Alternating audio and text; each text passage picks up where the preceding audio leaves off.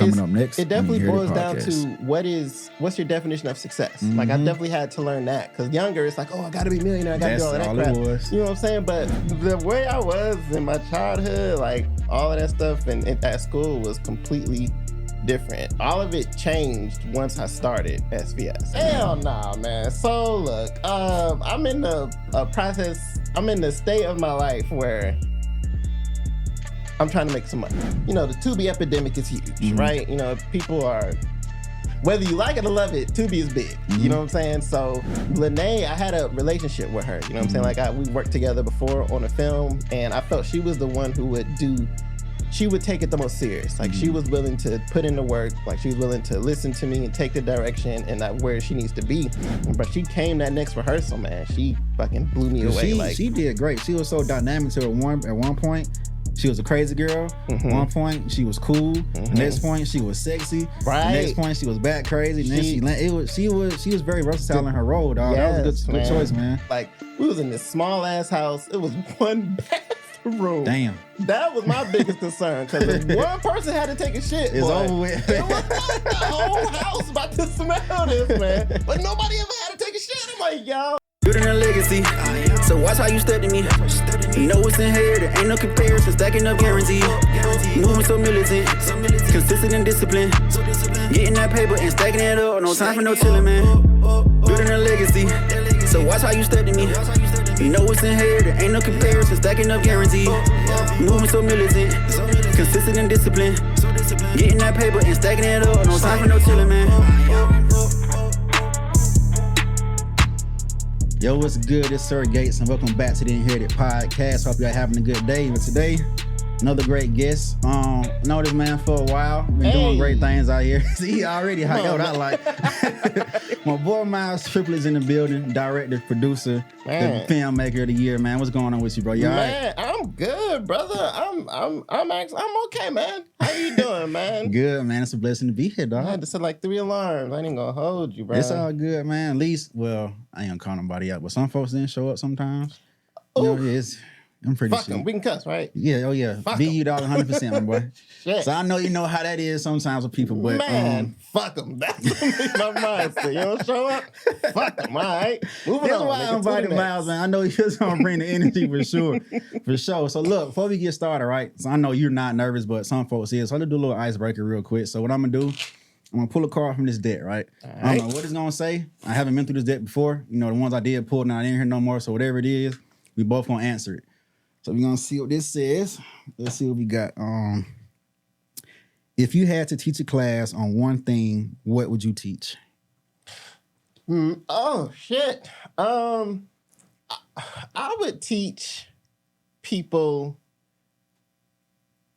I would have a general life class. You know how in school they'd be like, oh, you know, we weren't taught about credit and we weren't taught about finances and just like the basic shit you need to survive in life. You know what I'm saying? You taught the mathematics and social studies, history, like all of that crap, but you're not really taught when you leave school all of the shit you got to go through. Like I would genuinely teach a class on that. I feel like people don't understand what's going to happen to you when you leave high school or you leave college. When you leave whatever nest that you at and you on your own, people aren't taught a bunch of stuff and you're stuck figuring it out, and then you're learning through errors and trial and error and mistakes and stuff. I would genuinely teach people, hey, this is credit, nigga. This is what happens. This is what you need. This is how it goes. You fuck it up. This is, hey, damn, you fucked up. But this is how you get it back. Teach people how to change a tire. You know what I'm saying? Teach people just how to get an apartment. Teach people shit that they genuinely need. The real deal life skills and not that fluff stuff we be learning sometimes. Yeah. Yes. Like there's so much fluff that's in the education system. Understood. Like, I would really want people to learn what, survival skills, what you really need to know. Because you need those skills in life for real. Like some people don't realize it's more than just out here getting a job. You gotta learn how to survive sometimes. Shit. Nigga, like, honestly, you gotta outside of that. Yes, you gotta learn how to make, $1 into 10. You know what I'm saying? You really gotta learn how to really like if you learn the system that you're in, you know what I'm saying? Even the public education system, that's a system that you're in that was designed. on everything. You know? It's set but up. it was design, you know what I'm saying? So learn the design of the system that you're in. And then once you learn the system, you're able to, you can thrive in it. That's a fact.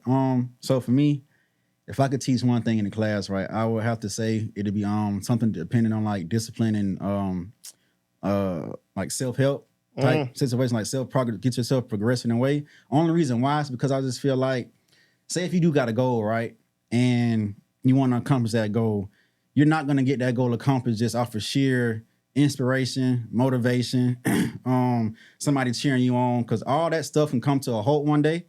And if you don't have a foundation of discipline, you're not going to be able to get it done. Because discipline, again, I'll say it trumps all that stuff. If you don't want to get up in the morning, if you don't want to do this or do that, if you got discipline, you're going to do it anyways. Absolutely. And with self-development, you're not going to progress in life being the same person you was yesterday, last month, last year. It's so hard to do it because you're only going to be, that's your ceiling you got of whom you are at that point in time. So discipline and personal development is the two things that I would teach if I had to teach something in a classroom setting or a school. Man, I completely agree with the discipline part, man. But just from what I've learned, it's like some motherfuckers ain't got it. Some motherfuckers genuinely like it's. So you feel like discipline can't be taught? Yeah, or like picked up, just have to be. I feel like if you don't understand the concept of discipline, then you can't really be taught that. Like you can be told, look, man, this is what I did to get to this place. You know what I'm saying? I've seen it change people. I've seen, people be given examples of, hey, this is what I did to get to this place. This is my story. This is how I grinded out. And it's like, oh, snap. Okay, this is what he did. Okay, so I got to be disciplined. This is what I got to do. Like you could take, the biggest thing is, people are trying to lose weight and shit. To do that, you need discipline. Right. You can see it. You can see trainings. You can go to training. You can hire a trainer. You can see programs. You can read all of that crap. If you don't have the discipline in yourself to do it, then it really can't be taught. That's a fact. That's a fact. Like you kind of just out here. So it's like I wish that could be taught as well because so many people genuinely need it. But just throughout these years, when I've learned that, some people just genuinely don't have that discipline. Yeah, so y'all been looking at me and Miles start school in the future teaching real deal life skills and discipline. All that you know good what I'm stuff, saying? man. Hey, trying to get be you on the right. lookout. So look, man. So with this podcast, what I really like to do is just dig into the person, right? And I want people to really get your origin story of where you started, how you grew up, like where you from, and because all those things play a big part into where people are today in their life, right? So, so if you can, just take us back to young Miles, a child Miles, still at home with mom and dad, or however you may have grown up. So just give us your origin story of how was childhood, growing up, navigating school, and talk about that until, I guess, to college. So how was that for Miles? Shit, man. Whenever I think about it, man, that Miles is a completely different Miles than the nigga y'all see today. Like, for real, That's a good thing, though. Like, it is, man, because from, like, school, I was very much, I was like the smart kid. Like I was the person you cheat off of for tests and stuff. Like I was very quiet. I was super nice. You know what I'm saying? I ain't bothering nobody. I ain't, you know what I'm saying? I never drew any attention to me. I was very shy. I was a very nervous kid, man. I didn't try to stand out in any way. I just wanted to, go to school, talk to my friends and go home type shit. So yeah, essentially that was it, man. I grew up very strict. You know what I'm saying? I wasn't able to do a lot of things. Like I didn't go to a lot of school events. Never went to prom. Never went to no school Was that dance. a personal decision or like Parents? So did you grow up with both parents in the household? Yeah. Why would they didn't want you to attend those type of events though? At the end of the day, religion. Like you. If you don't mind me asking, what is your religion? So people don't know. I am Muslim. So it's a lot of people believe you're not supposed to mingle like with the sexes and stuff. So that's basically how I grew up. I was never really I didn't go to the movies like by myself until I was like 17. Well, after I graduated college. I'm not college, high school. So like a lot of that, it wasn't you know what I'm saying? I didn't have a lot of experiences outside of school. Like I loved going to school because that was I was able to leave the house, you know what I'm saying? I was able to actually go and That was talk to outlet, people. And yeah, bro, people would always be like, man, I hate being here. I'm like, what are you talking about, bro? This is great. This is great. What do you mean, bro? This is the highlight of my day, bro. But not knowing that they were living lives, you know what I'm saying? They were skipping school, going and, you know, doing things, going to places and stuff. I would always hear about movie theaters and, oh, yeah, man, we was out here, we was doing this. I'm like, damn, for real, I was in bed by 9, you know what I'm saying? Yeah. Like, so the way I was in my childhood, like all of that stuff and at school was completely different. All of it changed once I started SVS. Like genuinely, it was like a switch that just went off. Like my senior year in high school when I started like SVS Productions. The personality, honestly, I always say I said fuck it. I said fuck all of this, bro. Like I'm going off. Like, you know what I'm saying? I'm about to leave the house. I'm about to go off to college. You know what I'm saying? Like just fuck it. I'm about to do whatever I want to do. And shit, that's what I did. How does your family feel about that? Well, not family, just your mom and dad, as far as you just, I don't want to say breaking away from your, like the religious boundaries, but just you, hey, I'm about to go into this world and may go against some things that we may believe in, but did you tell them like your plans or how did that go? Hell no, I ain't telling them nothing, man. I just did it. For real, bro. It was just because how it's kind of taught in my family is like once you turn 18, you know what I'm saying, you on your own. You do your thing. Like we ain't got no say over what you do, and that's kind of the mindset I had. It was like I'm about to turn 18. I ain't got to tell you nothing. I ain't got to do nothing with you. I ain't got to. You know what I'm saying? What's it in ATL? I ain't trying to kick you with you. You were going you said it's that time, y'all. For real, bro. It's like I really ain't gotta tell you nothing. So really, I mean, throughout the years, they've just seen, you know what I'm saying? Not like as far as me going and telling them my plan or anything. It was just like, oh, well, okay, I guess this is what he's doing now. So yeah, that's really how it went. So the fact that you weren't kind of able, like you say, because of religion, like mingle and really get to, I guess, like build social skills with people. Do you think that hindered you growing up, or was it just that's just how it was and now I'm here, I'm gonna change, or did you see any effects of it as you got older and tried to get into the social world? Man, hell yeah, man. Look, bro, my freshman year of college, my nigga, when I say I always say I felt like a fucking gazelle surrounded by lions. Like I felt like I was just this innocent boy who never done shit. Like when I got to college my freshman year, bro, I'm seeing people smoke, you know what I'm saying? I'm seeing people drink. So it was kind of a culture shock to you. Bro, it was heavy. Like, yeah, bro. I'm like, bro, we're 18. What are y'all doing? This is illegal, guys. We can't drink, man. Like, I'm seeing all of these things. I'm seeing people talk. I'm seeing the stories, people talking about high school. I'm like, bro, you were like 14 when that happened. Like, what? So it's like a bunch of stuff that social skills, like I found out that this is a good example I can give you. Like let me hear the first day of freshman year. So I was ready to get out the house. So I was like one of the first ones to move in and shit. So, you know what I'm saying? I was like 9 a.m. So everybody is piling in and stuff. So finally, like my suite mates, they get there and it's like 3 people over there and I'm in my room like by myself. And I'm like, okay, all right, I gotta go and I gotta go meet people. You know what I'm saying? I gotta get out here, right? So I brought a stack of Uno cards to college because I love that was Uno. the peace treaty. Let's play some Uno, dog. Nigga, you can't go wrong with Uno, though. You can't. I'm like, come on, man. Nigga, I'm about to set this bitch off with these Uno cards, bro. I went in there and I'm like, hey, like, none of them know me. I ain't even introduced myself, bro. First thing I said was, hey, does anybody want to play Uno?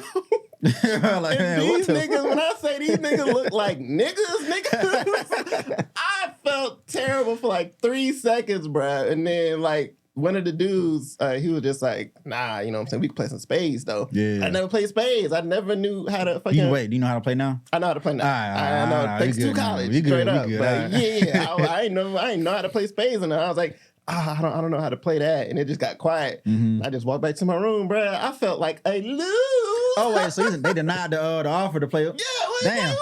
These niggas looked at You're me like, back to you square one. virgin ass nigga.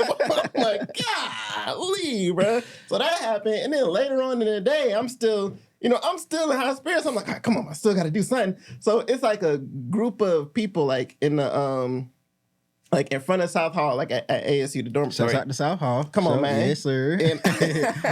And I go out there. It's like 10 people. I go out there and also, you know, with dressing wise. So I had on a sweater vest, right? That's how I first met you, man. That's how I first met my boy. I had on a sweater vest. You know, it's Albany. It was like 100 degrees. I had on a sweater, man. So I go, and it was the one that says sweater vest swag. So I go out there, and I'm like, first thing is, hey guys, my name's Miles. And they all just stare at me, bro. Nobody saying nothing, bro. I felt like a loser. Like, yo, why is nobody like responding to my advances? You know? Like, what do I do, man? And so they just stared at me for like 5 seconds, and then, you know, R.I.P. man, Tony. He Tony, man. Yeah, man. He had spoke up. He was like, hey, what's up, man? I'm Tony.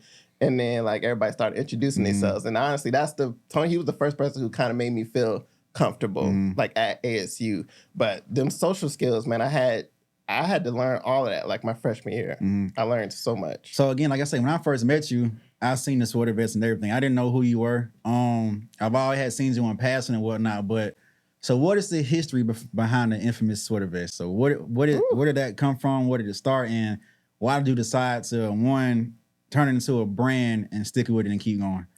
Man, okay, so let them have it. You ever you ever seen Fairly Odd Parents? Yes, sir. It was one of my favorite cartoons. My man, okay. So was it black Wanda kid, and Cosmo? Yeah, Cosmo and Wanda. the black kid, AJ, on there, he wore a sweater vest. So it was an episode where Timmy was wearing AJ's sweater vest, and somebody had said something. He was like, "Oh, well, sweater vests are lady killers." And I was like, wait. "Oh." I didn't know that was gonna be the inspiration of the story right there. That's funny as hell, dog. So and this was 6th grade. So me as an 11-year-old kid, I'm like, oh shit, for real? That's how I get girls? I gotta get a sweater vest, right? You know what I'm saying? So, you know, I was 11 years old. I had no money, you know what I'm saying? I didn't come from money and none of that. But I was freshman year in high school. I was with my mom at fucking Kohl's, and I saw a sweater vest, and I fucking lost it, bro. Like, I was like, holy crap. You was like that? It was genuinely one of those moments, bro. I'm like, yo, it's a real sweater vest. It like, has to be meant to be. Wow. And I literally kind of begged my mom, like, yo, can I please get this fucking sweater vest? Please.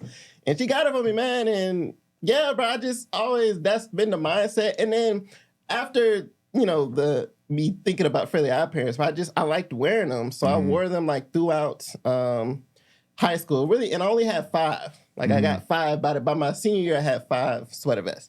So I remember I wanted to be known for wearing sweater vests because I just liked them so much. So it was one week where I wore all 5 sweater vests Monday through Friday. And after that week, people just started talking about me in sweater vests. Like, oh yeah, Miles, he loves wearing sweater vests. Oh, all that crap. And some people were making fun of me for it. So I just got the idea to, this is once again when I was like, fuck it. Like my senior year, as far as like being social or being hindered and all of that crap, or caring about what other people think. So my senior year, I just thought of making a parody video about wearing sweater vests. And it's, you know, shout out to Soulja Boy, genuinely, because it was only because he had that song Pretty Boy Swag out, and sweater vest just went with it. You know what I'm saying? Pretty Boy Swag, sweater vest swag. You really got a real full timeline of how this came. I love it. Keep going. I love it. Everything is matching up now. Adding up here. So, because he had that song, I was just joking with my friend, like, oh, I'm gonna make a parody called Sweater Vest Swag, because, you know, people keep talking about me and crap. And I just went home one day, man, I was bored. I was just joking about it, but I was like, oh, fuck it, let me do it. Let me actually put it together and do it. And I put it together, I made that video. And yeah, just from making that video, it was like, oh shit, I like making content. Like I love the process of making this video, but it wasn't until I put the video out and it was trash. You know what I'm saying? Like it was a terrible early stages video, right? Sometimes, yeah. But you know, people let me know that it was trash. At least you had some criticism coming back. Some honest criticism. I'd say that first year SBS was the most honest criticism I ever got. Turn you into a man quickly, boy. And people were just talking shit about me, man. And I'm just like, and people were talking about the video. So I was more offended, like, I've always tried to be good at everything that I do. So I'm like, yo, man, hey, fuck y'all, nigga. You know what I'm saying? If I really try, you know what I'm saying? It could be dope. Yeah. So it was more so me trying to show people that, hey, man, if I really put my mind to this shit, you know what I'm saying? I could actually make something dope. So for those next couple of months, I made like 6 more videos and people started to see the progress. So I could see like in September when I made the first video, by the time we got to April, people were like, oh shit, hey Miles, they were dope. Like people who were saying like the first video was trash, they were saying like the 6th video was turn them into believers, actually man. dope. Yeah, so it's like me seeing that process, and then during that, I just fell in love with the video making process, and I was like, yo, I really want to keep doing this. Yeah. Okay. So, quick question, real quick. So I know you said because of Fairly Odd Parents, right? They said it was a lady killer. I ain't get the women. Did it ever work for you anytime in life? Where they're like, damn, Miles, I love that sweater vest shit. Did it ever work once? How that shit sound to you, bro? Never. Have you ever fell for a guy with a sweater vest? My nigga, never. All right. I just had to ask. When I say this out loud, it's like, you idiot, bro. No girl has ever came to me like, hey, yo, man, I fucks with that sweater vest, bro. Like, yeah, nigga, let me give you some. No, bro, it's never. So, so you were saying that you was getting a lot of criticism, right, for the sweater vest and that whole, well, not even saying era, because you're still in that brand. How did you not let that criticism affect you in any way to where you're gonna say, you know what, I'm not gonna quit this, I'm gonna keep going full-fledged ahead and just stick with it?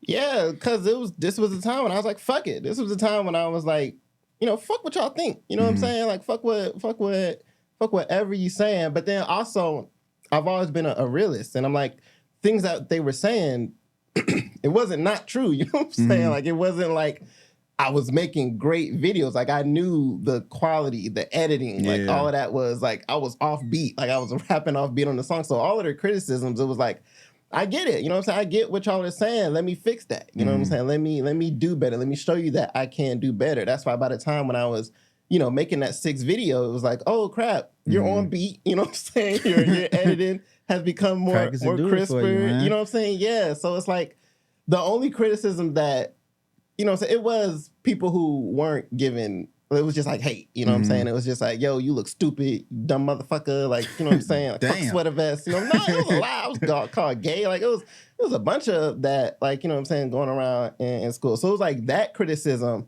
I just never paid it. No, like, I can't even say I didn't pay no mind, because up until this point, I didn't draw no attention to myself. So when I started dropping these videos, it was like I was a talker to school. Like a bunch of people were talking about me, and I kind of became, I kind of became fascinated by it, because I'm like, damn, I ain't never got all this attention before. So now all these people are talking about me. Turn that around though, for real.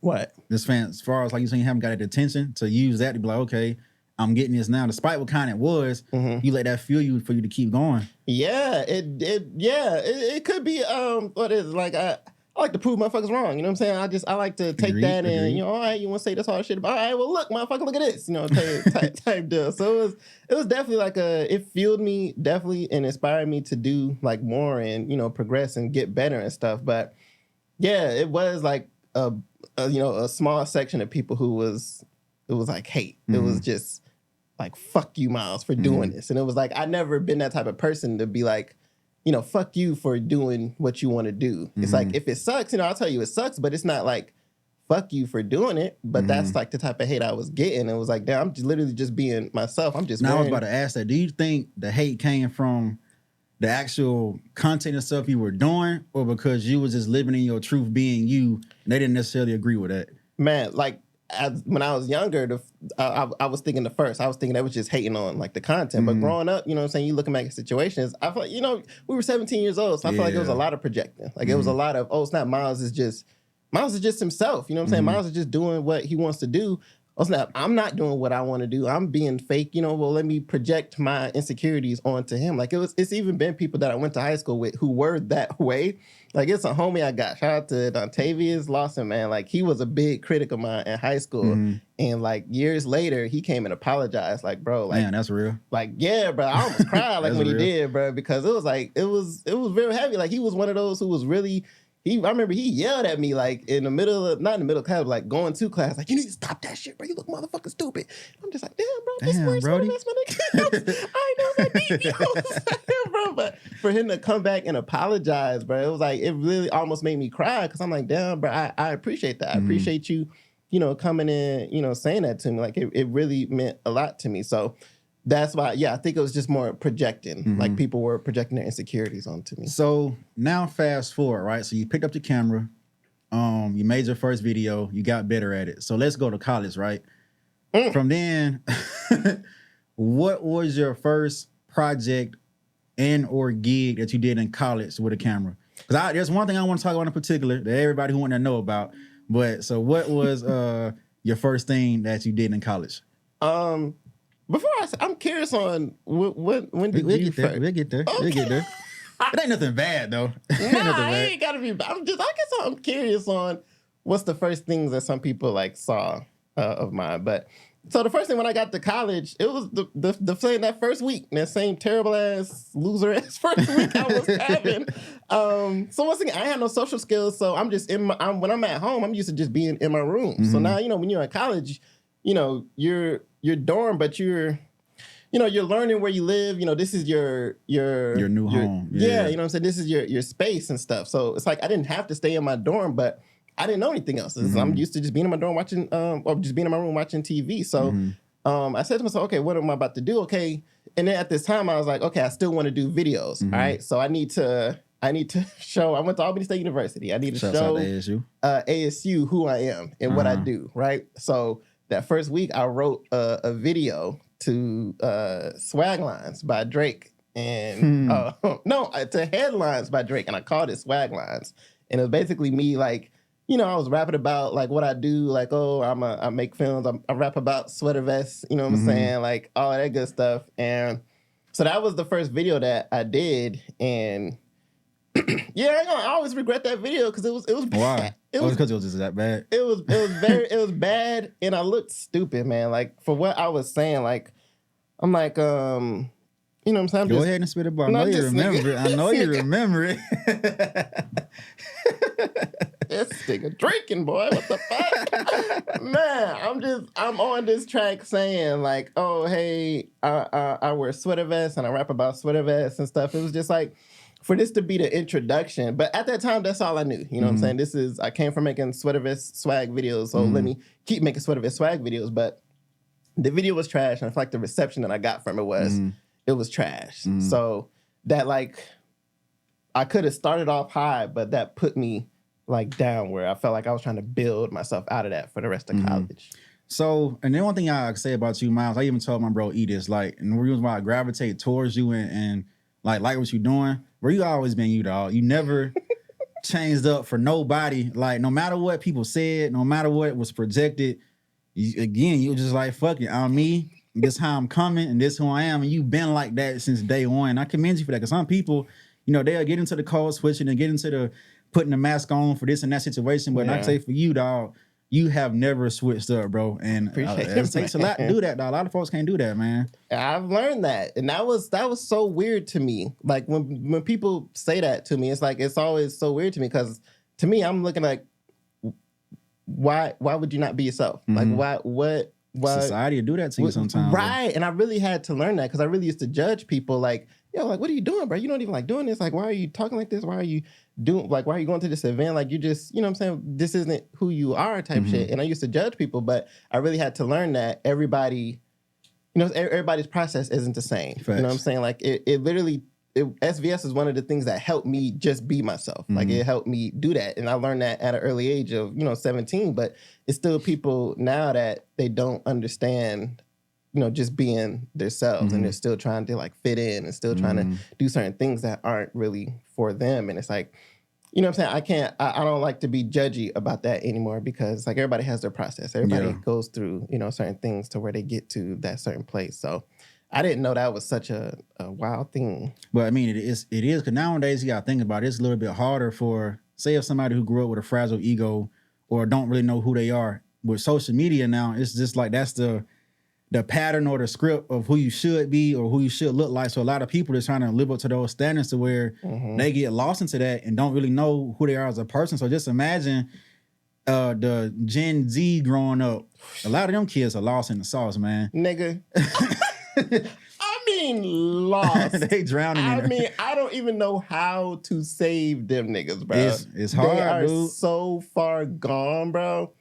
Yeah, the social media has made people, or these young people, it's like you can't, like, you've had conversations with I tried, like, even with like younger, right? They 18, 19 now, but they still in that Gen Z phase. No, but yeah, it's just like trying to you're born after 2000.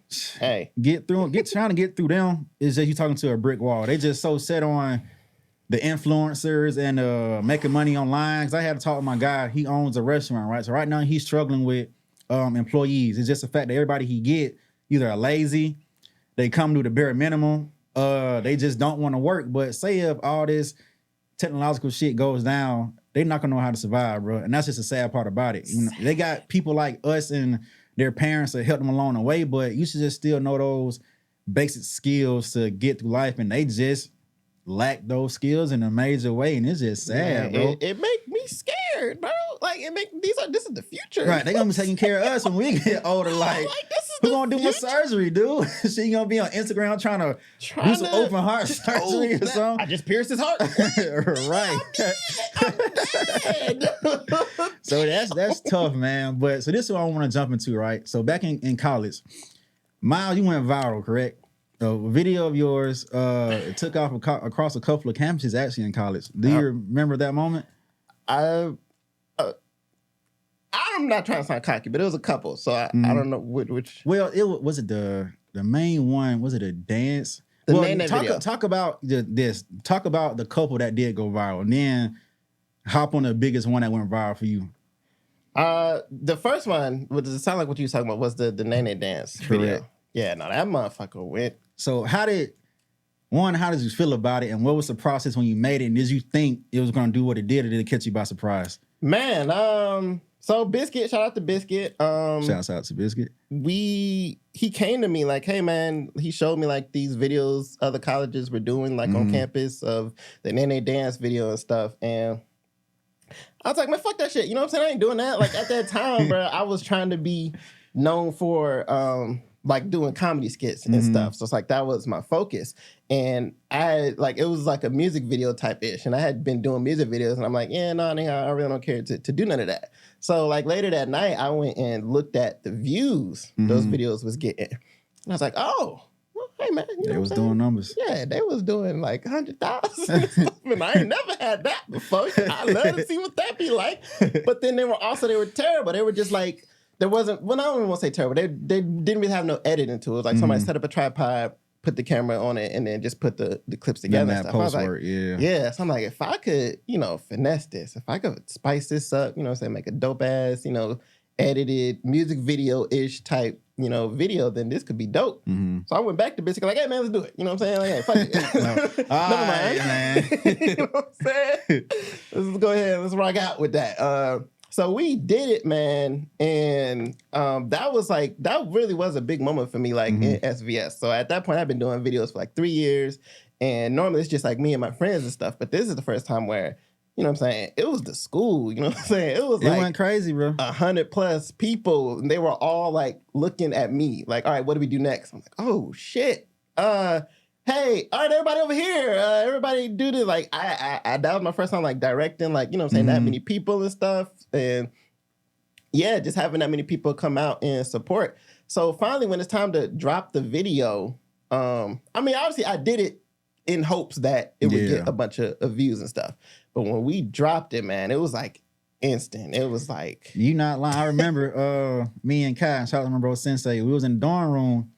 And of course, everybody was talking about it, but as soon as you just look at it, well, back then I don't think it was a pull down for a refresh. That shows how dated it was. But when you refresh it, like numbers going up, hour later refresh. God damn. Next thing you know, Miles was a talker to school. That shit caught wildfire, dog. That shit was nuts, man. Like genuinely, at that moment, that was such a big moment for me and SVS's history, like actually seeing. And then I was big on Instagram, like at that time. Like that was my main social media. So I didn't even get on Twitter. But Biscuit was like, bro, go get on Twitter, man. And I'm seeing on Twitter like all these people from different campuses, the different colleges and stuff. And also because Biscuit ass had called everybody out, like at the end of the video, like, man, fuck AUC, man, fuck Clark, fuck. I'm like, God damn, bro. So all these schools is like responding and stuff. And then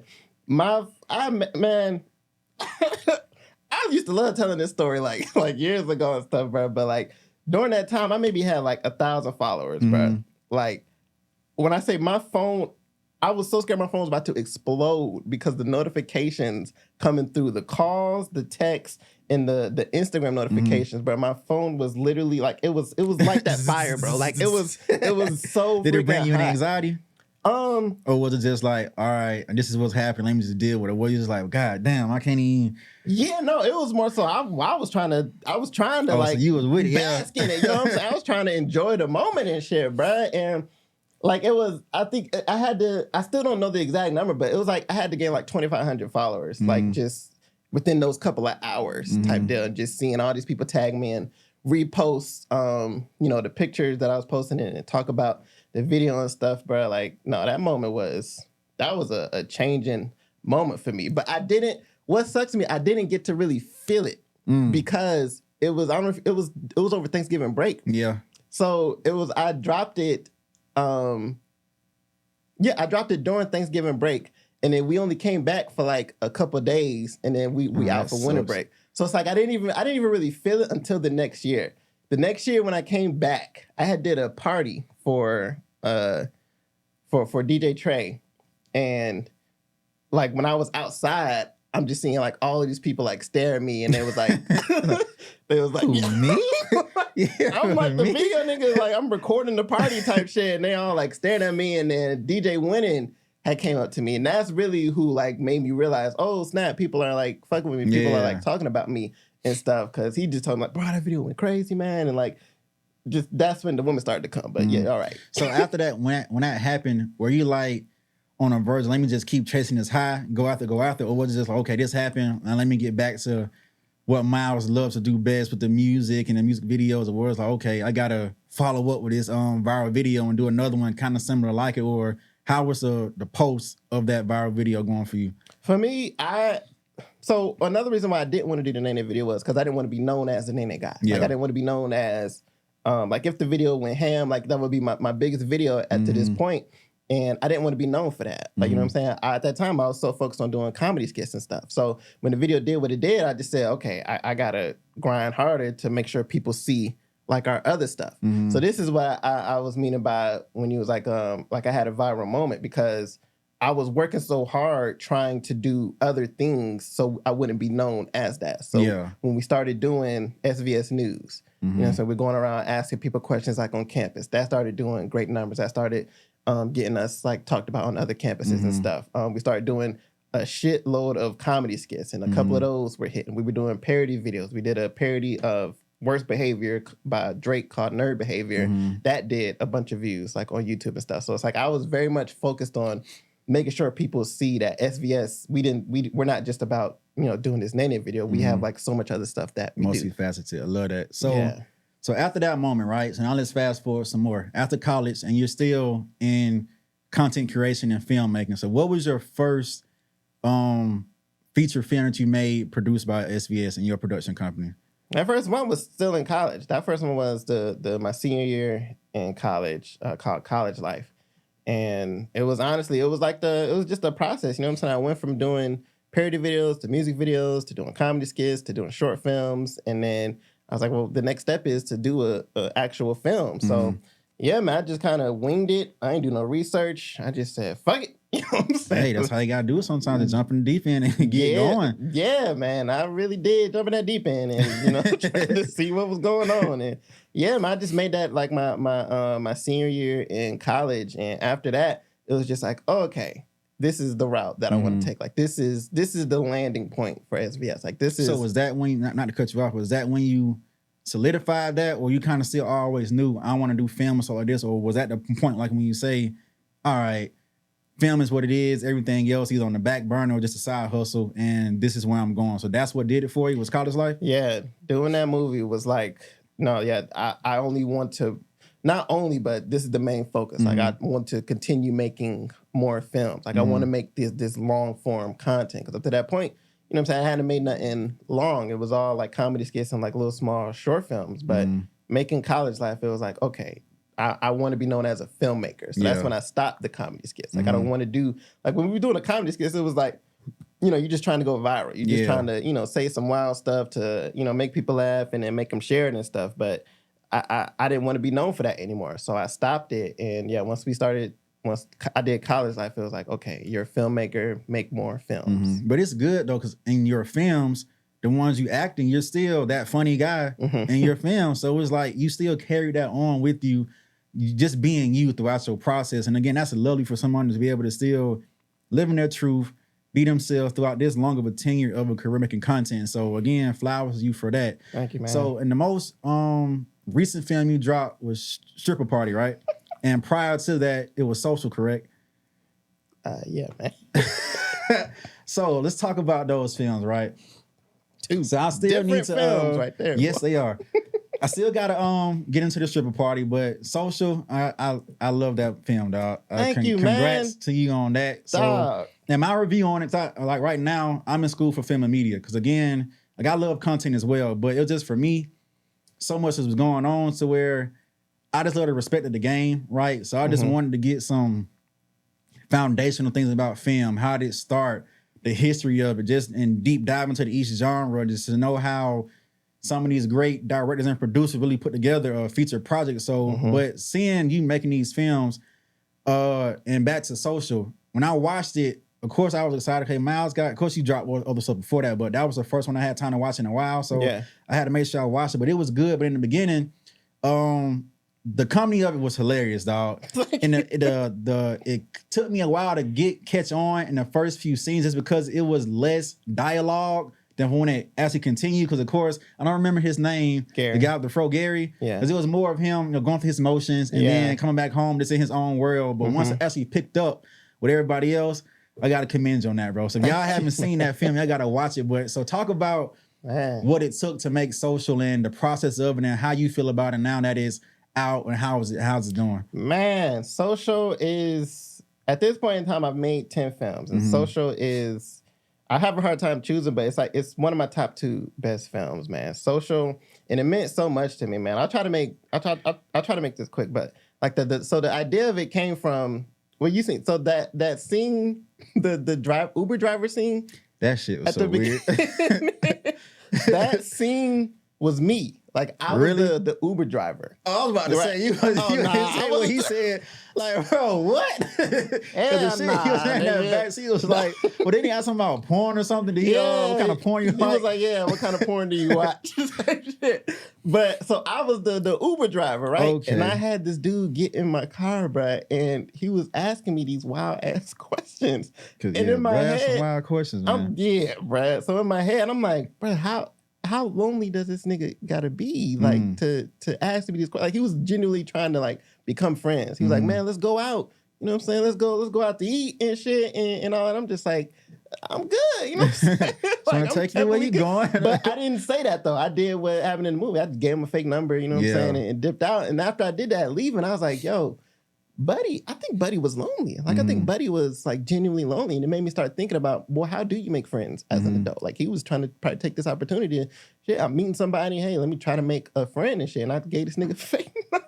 But from what he said, you can tell that, like you say, it was a real life situation. That was very socially awkward. Just a random guy who's just dropping you off and asking him, yo, so what kind of porn you like, dude? Like what? Yeah. I didn't do that in college, nigga. It was very weird. But also in that film, I like how, what's her name? Lene? One of the the actress, yeah. So like each character, they all kind of had their own like mental or social disconnects, right? Yeah. So and even the fitness trainer, you can tell she had to been bipolar as shit. Yeah, bipolar. Because it was just like, well, god damn. But you got some trainers though who they really are that hard, but her switch was it was on and off. So how did you inspired you to make these different kind of characters, and how did you say, okay, this person is a good fit for this character and this person is a good fit for that character? So how did you come about doing that as far as the casting as well? Yeah, so when I thought of the idea for social, like after Your Boy, like I was like, okay, I'm gonna make somebody who has social anxiety. And so when I'm fleshing out the film and I'm writing these other characters, I'm like, well, let me touch on, a bunch of other mental health topics. You know what I'm saying? So let me give the girl, let me give her ADD. Let me give the fitness trainer. Let me give her bipolar, and then even the girl at the end, Kayla, depression. You know what I'm saying? Kayla was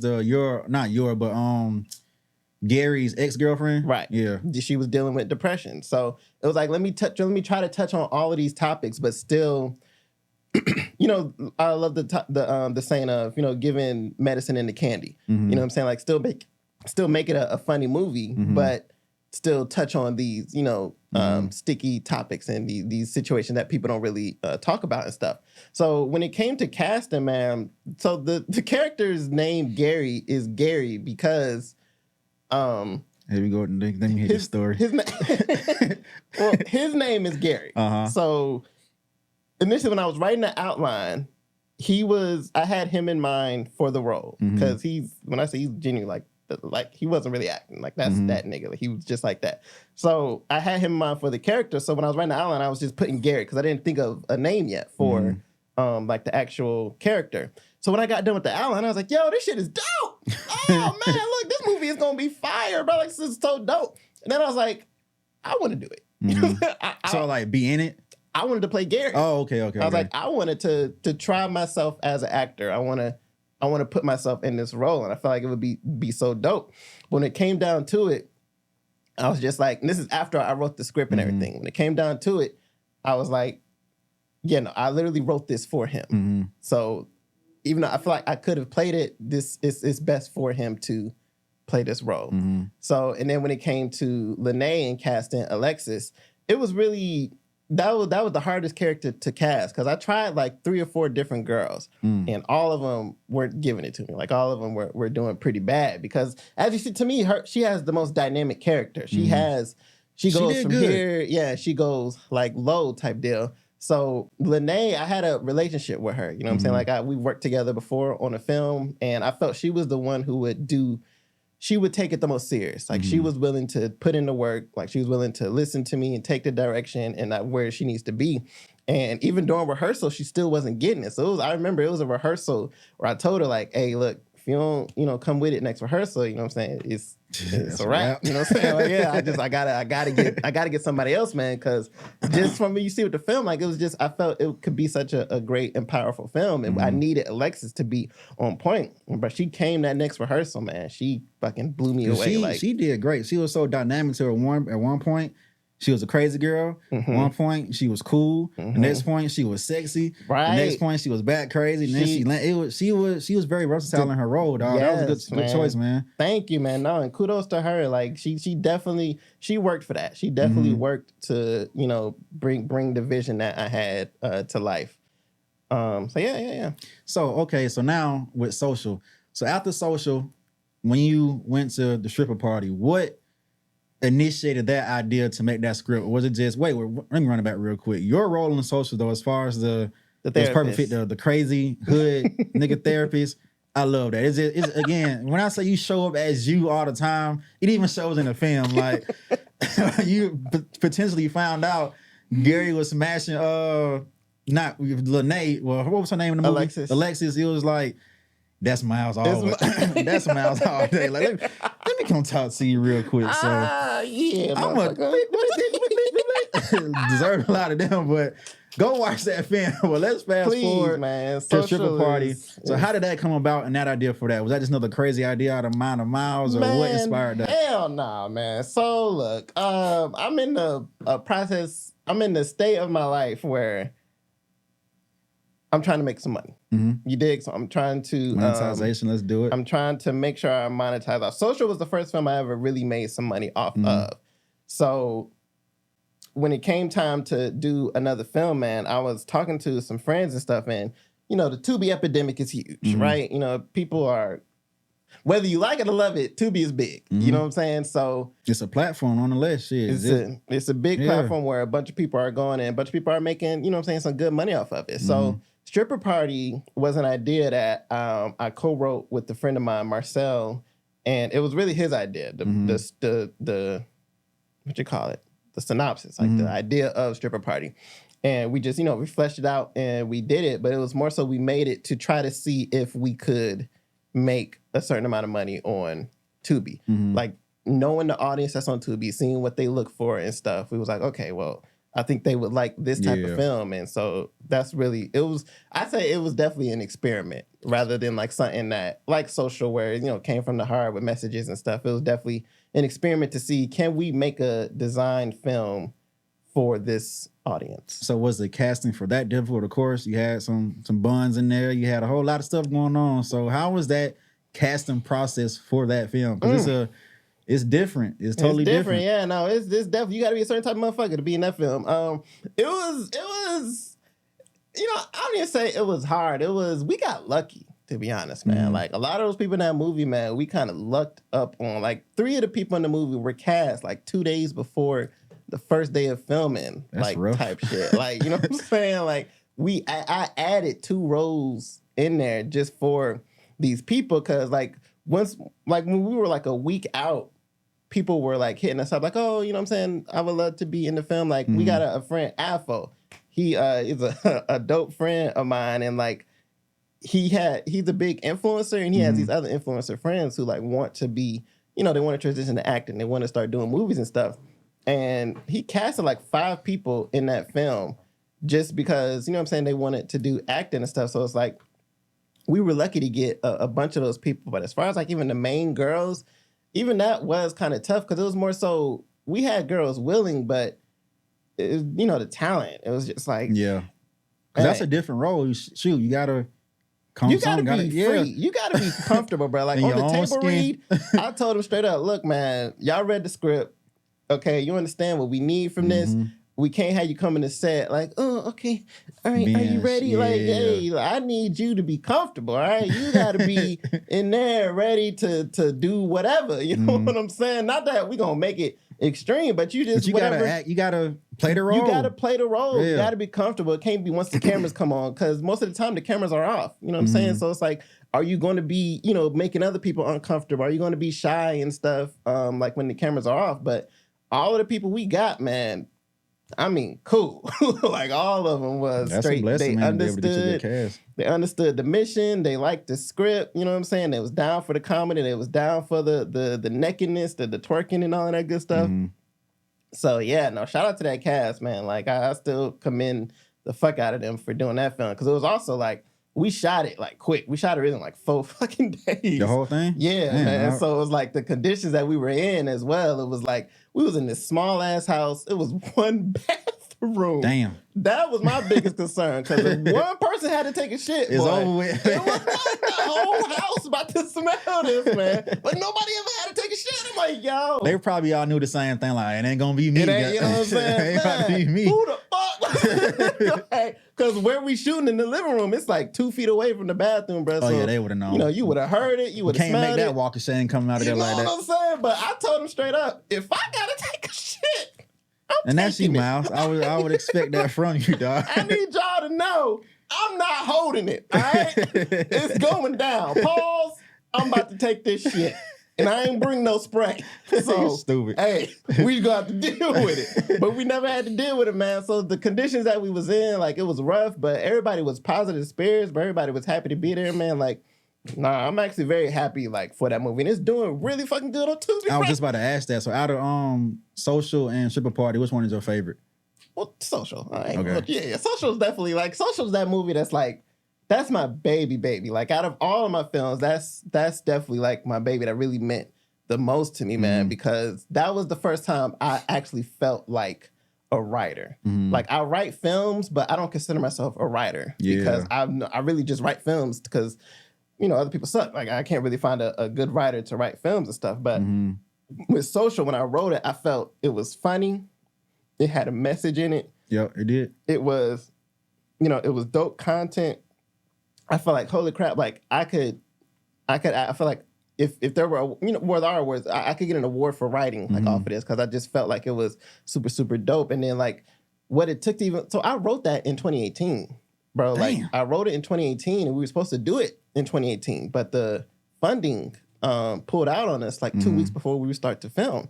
So I've had that since then. And then 2020 came around, I was able to finally get, really barely, we made that for $3,000. Like I was able to scrap up some money and we were finally able to do it then. So it's like, I've had that film on my heart since 2018. So I finally able to do it in 2020 and then go on the festival run in 2021 and then put it out in 2022. Like it was, social genuinely means like the world to me. Like that's what you call some good timeless content. It's like a song, right?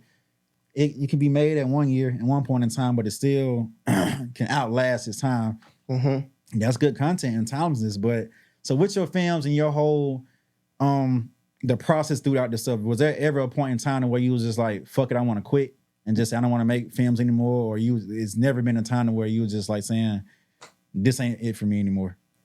Never in my life, my nigga. That's amazing. Like never have I ever.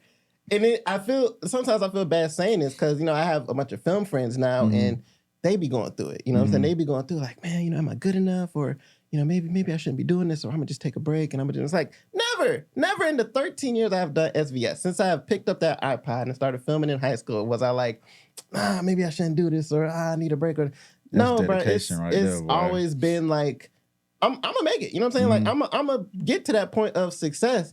I'm going to do it my way. I'm going to put SVS on. It's just a matter of time. You know what I'm saying? Like, nobody knows when. It literally could be 10, 20 years from now. Exactly. But I just had that talk with somebody. It's just like, if you really love something, right?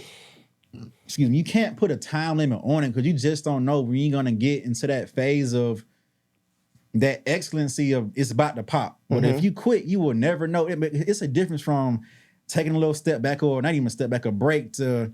You got to think about mental health and stuff of that nature. So yeah, absolutely. But not quitting and just keep going. If you truly believe in what you're doing, you know it's going to work. No matter what grand scale, it may not be $1 million, billion bucks come from or this and that, but there's going to be some kind of success that's going to come from it to where it's going to satisfy your thoughts of, okay, this is what I'm supposed to be doing and this is how it's supposed to be done. So congrats to you for not giving up, dog. Man, no, thank you, man. Two things I want to say to that. Like one is, it definitely boils down to what's your definition of success? Like I definitely had to learn that because younger it's like, oh, I got to be a millionaire. I got to do all that crap. You know what I'm saying? But for me, success is if I'm able to live like off of what I'm doing, like I can make $80,000 a year. If I'm able to live efficiently off of what I'm doing, like off of what I love and making films and stuff, bro, I'm good. Like that's successful to me. Like of course I'll strive for more, but if like I'm successful. Like even people right now look at me like I'm because I don't have a job. You know what I'm saying? I don't clock in, I don't clock out. You know what I'm saying? No, where I've been independently since 2017, and that's not obvious. It ain't been roses in this motherfucker, but you know what I'm saying? There's that freedom though to be able to kind of control your destiny in a way, and just be able to know that now for sure it's all on me. Like there's no excuse of I'm tired from work or I gotta go in here. They got me in here 5 days a week. It's like it's all on you. It's on you. That's what most people want, to have that time, because that's really what it is, time. Yeah, you got the time to put into it. Yeah, man. And then the second thing was when you was talking over there, it literally made me think of Kai's song, "Don't Wanna Wait." And I don't want to wait, bro. Yes, bro. That's like my favorite song by him, man. And he had a line in there where he was like, I was trying to remember why he was talking, man, but it was basically like he watched a close friend. Dreams fade away. Watch a close friend of mine, dreams fade away. Yeah. I forgot the next bar, but I know what you're talking about exactly. Yeah. And it was like, damn, like I've always wanted to ask him, like, did he know somebody where like they stopped? Like did like seeing somebody dreams fade away? Like literally picture me not doing SVS. Like picture SVS just fading away, and now I'm going and clocking in like, some office work. And now my Instagram is SVS is gone, and I'm just, you know what I'm saying, a suit and tie, like doing just some regular shit. It's like seeing that in somebody like that, that's heavy to me, bro. That can lead to a form of depression too. It's like I've been doing this for this long, I just up and quit, and now I'm just this version of me. Some folks may not be able to pull up out of that, dog. Yeah, but you see it happens. And I feel like at the age that I'm at now, like turning 30, it's like you start to see that more. You Welcome. start to, man, nigga, boy. Welcome. Well, I'm about to be 32, but welcome. You start to see that, you start to see people's dreams fade away. You start to see people, you know what I'm saying, not do it as much anymore and stuff. And it's like, that's why I wanted to ask him, did he know somebody specifically that made him think of that line? Because like seeing that, I know it's heavy on that person seeing like having a dream fade away, but me seeing somebody else's dream like stop and fade away, like that's heavy on me. Because it's like, damn, bruh, you really just like stop. You really just like quit. And sometimes you really can't quit, because it's like how I see it as well. Everybody is not meant to be that alpha or number one. And as a person who, you know, if that's you, Say that again. you gotta understand that sometimes other people's blessings and success is attached to your progress, right? Like you're that one who's supposed to make it big to bring somebody else along. So if you quit, look at all the lives that are attached to you, who's meant to be attached to you, that you're pretty much, you letting them down too. Because it's like, man, they're sitting here waiting for you to do, not saying like they're like constantly doing it, but just saying like the universe, like once you pop, they're gonna be either your cameraman or your assistant, but it will never happen because you quit. So you really can't just give up on your dreams like that. I think about that heavily sometimes too, man, because even though like I've never thought about quitting and stopping, but it's like, even when, you know, you have your dark times, you have your moments where stuff ain't really going your way and stuff ain't happening for you. It's like it's so many people that are attached to SVS that are, you know, once it gets to that place, it's like, yo, like, okay, now, you know, we can do such and such. Like, you know what I'm saying? Now their dreams are attached to SVS. So it's like, if I stopped, I feel like that would make, every time I joke about it, even like, even, you know what I'm saying, on Instagram, man, I joke a lot, all right? So Miles being Miles. Whenever I just be trolling like, oh no, I'm about to stop, oh no, it's hard and heavy right now. It's like, bro, I've never genuinely felt that shit in my heart, but I know I'll always get some positive messages. Like I'll always get some people in my DMs like, yo, man, what you mean, bro? Keep going, nigga. What the fuck you talking about? Like, you know, that's like, good though. All of that type of shit. So it's like, that made me realize, like what you just said, bro, it's a lot of people attached to this SVS dream.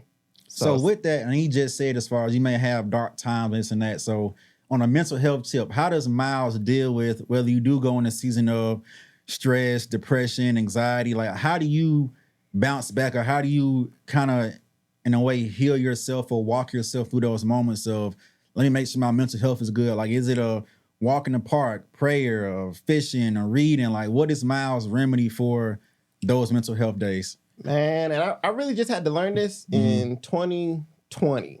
Like, so since 2013, really, you could say since we did the Nene video, whatever, from 2013 to 2020, I've been nonstop. I'm talking about every day. And I can vouch for you. My boy has been consistent. If you ever need an example of what consistency is, take a look at Miles. Hey, yo, I'm talking about every day I'm doing something towards SVS. Like, not taking no mental break, no personal break, no nothing, my nigga. Like, going 1,000%. And in 2020, I went through a situation that it really fucked me up mentally. Like, it really, like, I did not feel like myself at all. I was still like, you know, social and, you know, being myself, but mentally it was like, bro, I'm not okay. You know what I'm saying? Like, I'm not good right now. And it took me sitting down, like, I took a break for the first time, like December 2020 for like 4 weeks. Right? So I actually remember that. So I think I don't know if you said, I know you was off social media for a while at one point. I think that was that same time. Yeah, that was my first time like getting off of social media, December 2020. And I took it for like 4 weeks. Or really it was like 2 weeks because like 2 weeks before I got back on, it was like me preparing to get back on type shit. So I took that break, but it wasn't good enough. So 2021, you know what I'm saying? I'm back doing SVS stuff. I'm still not mentally right. I'm thinking I was, but I really fucking wasn't. So towards the end, like I had made another film and it was like one of the most stressful freaking projects I ever freaking did. And it put me even worse in a mental state. Like I was going through personal shit and I was going through career shit.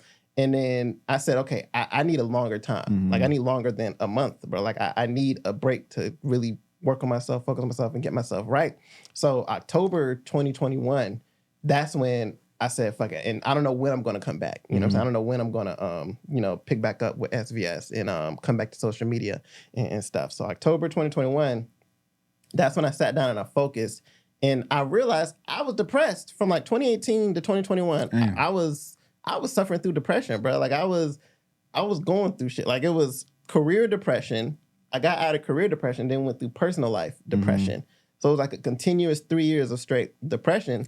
So from October, November, December, I did the work. You know what I'm saying? I did the work. I focused on myself. I figured out, you know what I'm saying, why I was going through such things. I was finding solutions, resolves, and then that's when 2022, I came back with, like, I was calling it the season of happiness because when I realized I was depressed, I was like, how can I get back to happy Miles? How can I get back? You know what I'm saying? I'm a person who I don't give a fuck about a lot. You know what I'm saying? Like I don't let a lot of shit get to me type deal. You know what I'm saying? Like life is what it is. Life is life. And I've never been that person that life, oh my gosh, like get to me. But I was letting it get to me at that point that I realized that, okay, how can I get back to that? Who gives a fuck Miles? You know what I'm saying? How can I that's happy Miles right there. So when I found out how to get back to that, I realized, okay, that's what I need. I need to take those breaks. Like I could still go hard with SVS. That's when I started calling it SVS season. You know what I'm saying? So from January to September, that's SVS season. And then at the end of the year, from October, November, December, that's my break. I'm gonna take a break, focus on me, get myself right, isolate myself from people. I still go out to Augusta. I got a friend from college who stays out there. Shout out to Marquise. You know what I'm saying? He lets me stay on the couch, you know what I'm saying, for those 3 months, you know what I'm saying, get myself right. So, because you know what I'm saying, when you're away from people, you can't, like, you could be like, oh, hey, Miles, let's do this. I can't. You know what I'm saying? I'm far away. I'm 2 hours away. Sorry. Yep, can't even do it. You know what I'm saying? So it's like I use that time to isolate myself and get myself right. And that's something that I'm going to continue doing moving forward because how happy I felt last year in 2022, I want to keep that happiness. Yeah. Like, I want to be able to strive and thrive with that same attitude. As you should. But a key thing that you said, and I say this all the time to my friend group, right? You have to do the work. If you're not intentionally, let me say that part, intentionally doing the work, you're never going to change, never going to progress.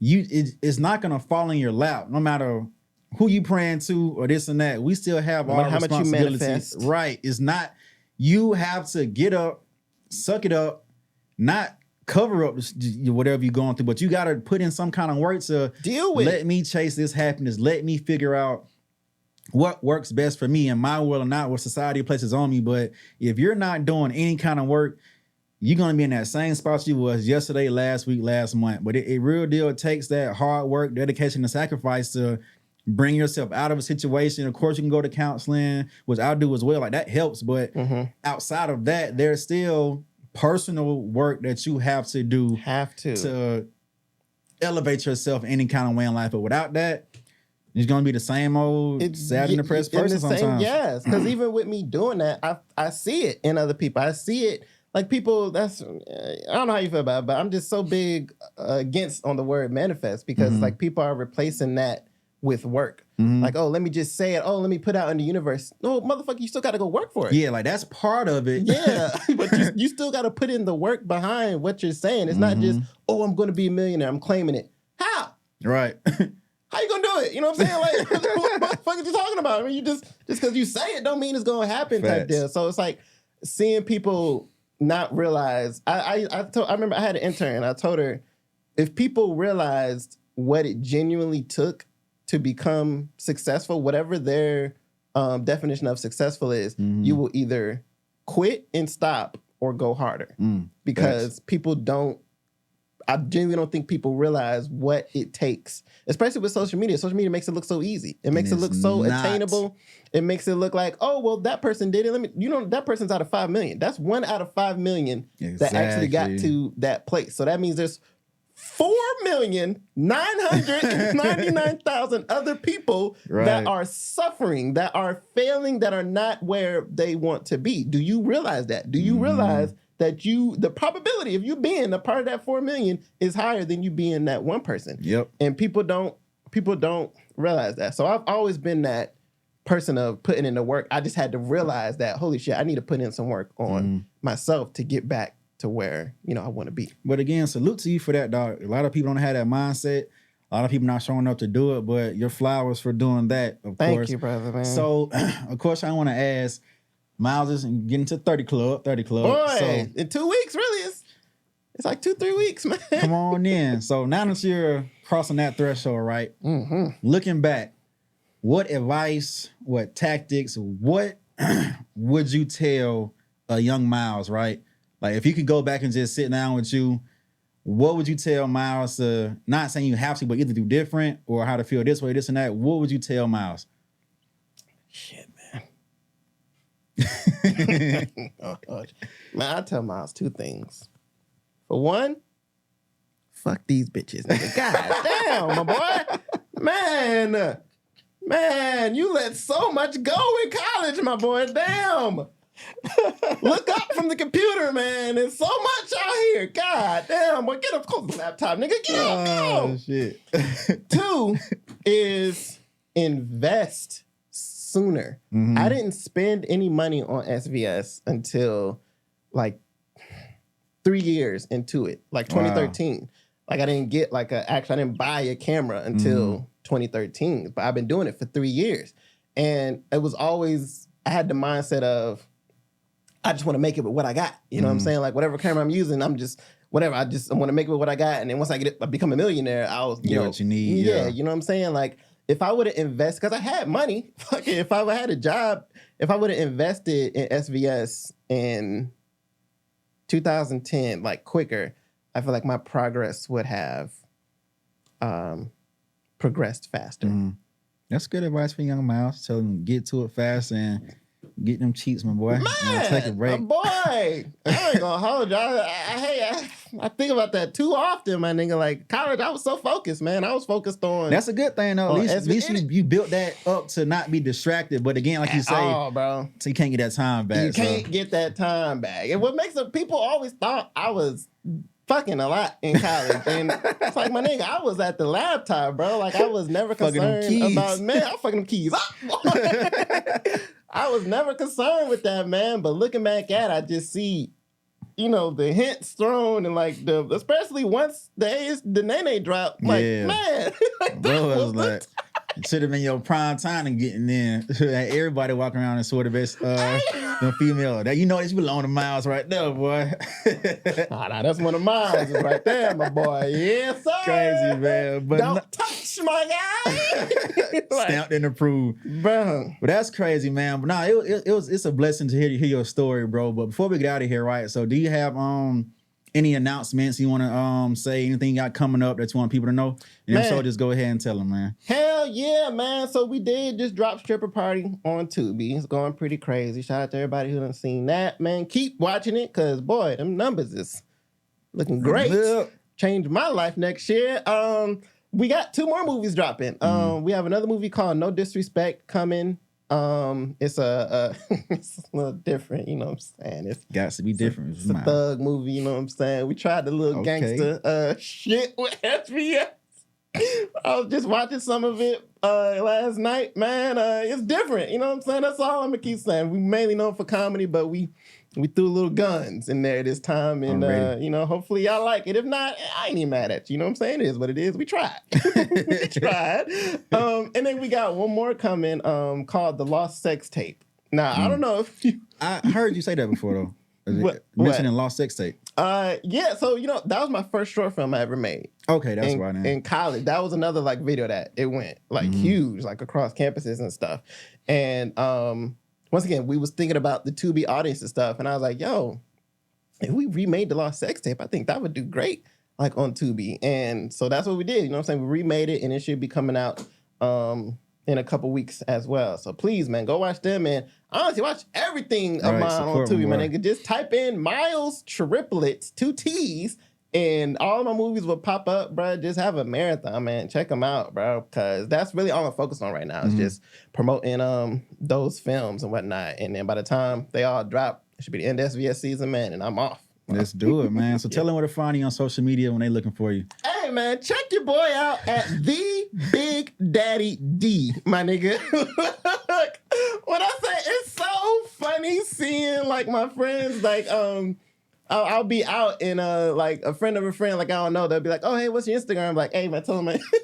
They don't want to say it. I'm just saying, bro. I'm talking to Kyle sometimes, even bro Eve, like, what's this? I'm like, bro, just give me a phone, dog. Just give me a phone. I'm like, hey, follow Big Daddy D. Just give me a phone, bro.